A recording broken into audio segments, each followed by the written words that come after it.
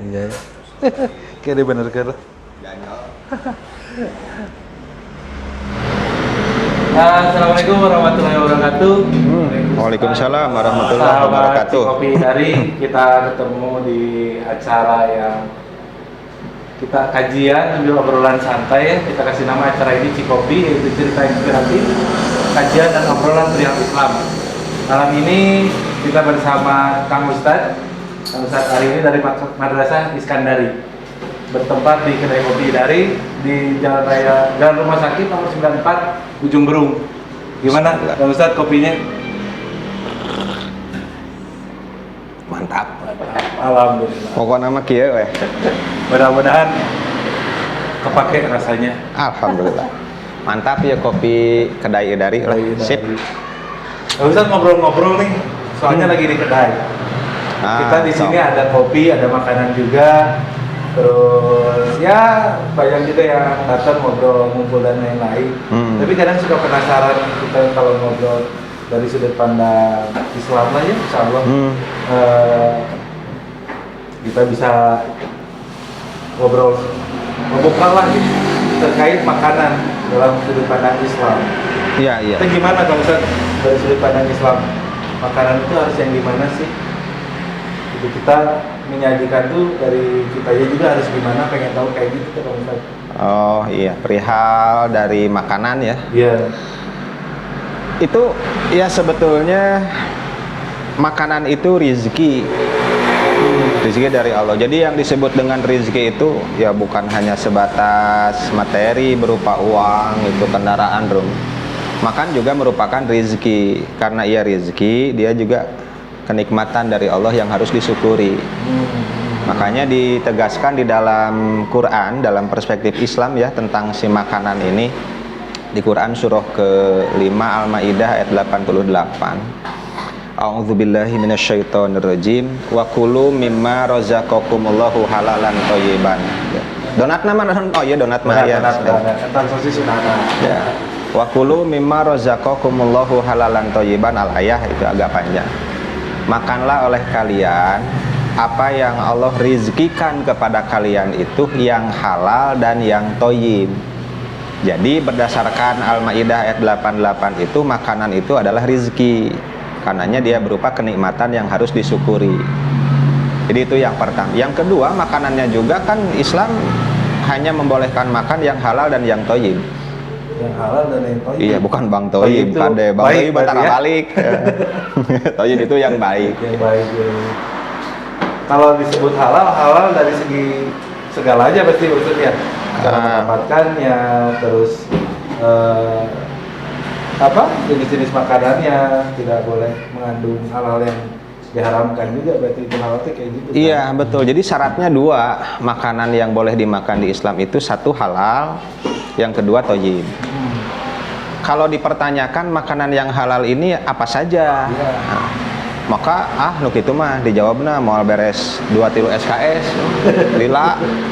Sehingga nanti patokan kita adalah makanan yang diharamkan apa. Selain dari itu maka dia halal.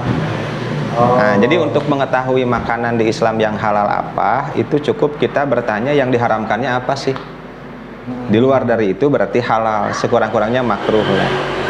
Kalau melihat ke ya Quran ya, karena kalau berbicara perspektif Islamnya ada Quran dan hadis. Di Quran surah Al-Baqarah ayat 173, di sana Allah berfirman, innama harrama alaikumul maitata waddama walahmal khinzir wa ma uhilla bihi lighoirillah, al-ayat. Allah itu hanya mengharamkan kepada kalian itu al-maitata, bangkai, waddama, darah yang mengalir maksudnya, walahmal khinzir, daging babi, wa ma uhilla bihi lighoirillah, apapun yang disembelih bukan karena Allah. Itu nanti bangkai dikecualikan ada ya, seperti misalnya bangkai ikan atau bangkai yang di laut, bangkai belalang dan lain sebagainya. Nah itu hanya 4 yang diharamkan. Ada juga sih Nabi Shallallahu Alaihi Wasallam tuh perihal makanan melarang juga yang bertaring, yang hidup di dua alam gitu ya, atau binatang buas. Nah kalau itu ada perbedaan pendapat ya ulama. Ada yang menyatakan itu haram, ada yang menyatakan itu makruh. Yang haram hanya 4 saja. Tapi terlepas dari itu lebih baik tinggalkanlah. Jadi selain itu halal banyak. Tak iya naon ieu Mas Adi tah? Ini sosis Tah sosis sama kentang. kentangna halal. Sosisna sosis naon? Harus jelas dulu berarti Harus ya. jelas dulu kalau Coba kita sosis. tanya sama Iya, yang iya. menyajikan ya. Lu masak? Konsumsi ini sosis apa ini? Sosis ayam halal. Halal sosisnya. Dilihat Tapi- dari segi makanannya halal. Nah, dari segi kandungan makanannya halal. Iya. Tapi ketika disembelihnya kita nggak tahu kan. Nah, itu lain soal. Jadi kalau kita hanya sebatas sekarang membahas dulu yang halalnya yang itu. Jadi selain dari yang diharamkan itu halal kan banyak kayak cendol, kayak kerupuk, kayak awug kan gitu, kayak kopi dan lain sebagainya. Peyek tadi ya. Kayak peyek lah gitu. Jadi nanti kalau ditanya ini halal atau haram? Halal. Naon dalilna cikopi halal? Nonton. Iya, jangan nanya dalil halal, tapi patokannya kayak yang haram. Empat tadi. Yang cikopi ini tidak termasuk yang diharamkan, bukan yang 4 tadi, atau sekurang-kurangnya kita ngambil juga dari hadis Nabi, ya bukan yang diharamkan. Bukan yang Itu. diharamkan. Ini saya nanya ke Mas Adi, ai kerupuk halal haram? Halal. Naon dalil halalna? Karena terlepas Karena dua tidak dari diharamkan, empat. gitu lah. Tidak diharamkan. Ya, ya. Gampang. Gampang. Karena tidak diharamkan. Karena tidak diharamkan. Itu sementara yang toyib, kalau yang toyib itu artinya yang baik. Yang baik dalam artian ya seperti di kita istilahnya ada 4 sehat 5 sempurna kan gitu. Itu baik bagi tubuh. Meskipun itu halal tapi nanti tidak baik bagi tubuh secara medis, itu enggak toyib. Atau makanannya halal tapi geus hasum, geus lila, ting nu sabaraha lila gitu ya. Sudah tidak layak makan meskipun halal itu enggak toyib. Nah itu jangan lah. Jadi yang halal dan toyib makan gitu. Dari cara mendapatkannya. Nah, Harus toyib kalau juga. sudah jelas nanti si makanannya itu, maka nanti kita membahas selanjutnya itu cara memperoleh makanannya. Jadi yang jelas pertama makanannya dulu mesti halal, mesti toyib, dan dia kita yakini sebagai rezeki dari Allah, kenikmatan dari Allah yang harus disyukuri. Nah, lalu cara mendapatkannya bagaimana? Nah, cara mendapatkannya di Islam juga menyuruh ini. Cara mendapatkannya itu mesti dengan cara yang hak, jangan cara yang batil. Mesti dengan cara yang bagus, yang dibenarkan oleh Islam, jangan dengan cara yang salah. Itu Allah tegaskan di Quran surah keempat An-Nisa itu ada ya ayatnya 29. Ya ayyuhalladzina amanu la ta'kulu amwalakum bainakum bil batil al ayah. Panjang. Wahai orang yang beriman, jangan kamu memakan harta di antara kalian dengan cara yang batil. Jadi caranya mesti hak. Jadi misalnya meskipun kita makan kentang halal ya. Iya. Halal.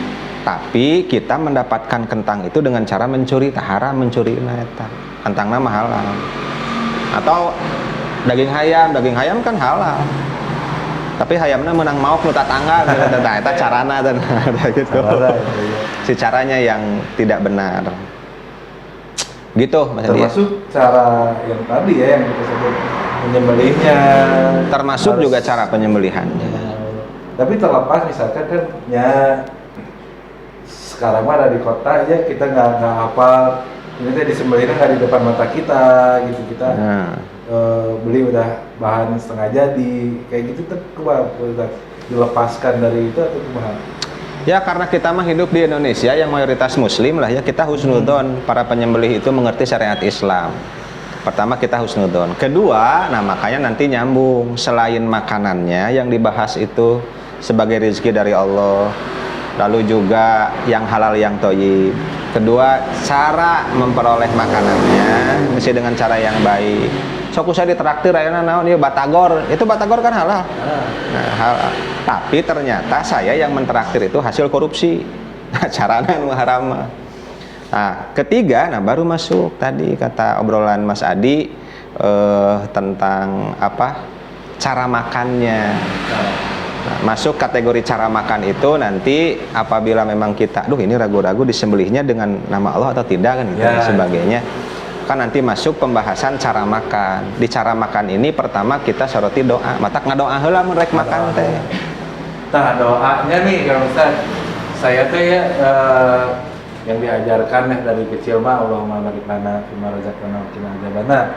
Tapi belakangan tuh saya sempat baca-baca literatur terus ada orang-orang yang bilang katanya cukup bismillah aja. Ada yang bilang harus Bismillahirrahmanirrahim. Dan mana sih sebenarnya teh? Kada kumaha doa sebelum makan teh? Sebelum atau sesudah ini teh? Doa sebelum. Potong nih. Mau pada naros mau Ustaz? Nah, kumaha cenah ieu? Kan makanan kita kan tidak tahu ya makanan atau haram atau halalnya gitu. Nah, Ya, itu jatuhnya halal. Kita mau makan tapi makanan itu haram. Nah, itu kita kan tidak tahu itu barang haram.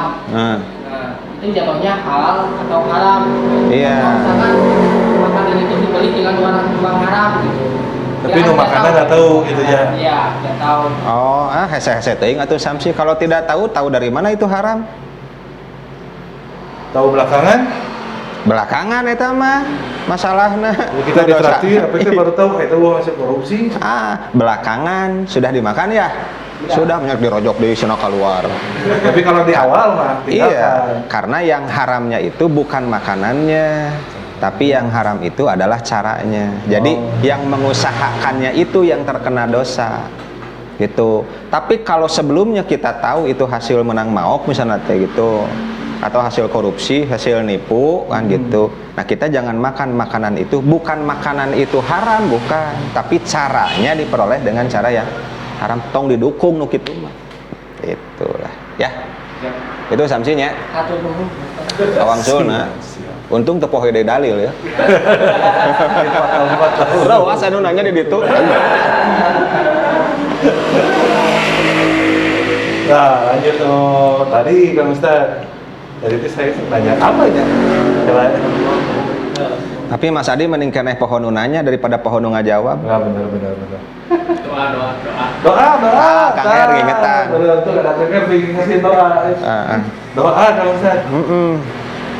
Ya, memang etika di dalam Islam itu setelah menyoroti makan, lalu cara makan, lalu cara makan. Cara makan yang pertama kali tentu doa. Harus ngadoa heula atuh, manya teu ngadoa. Karena orang yang tidak berdoa itu dicap sebagai orang sombong.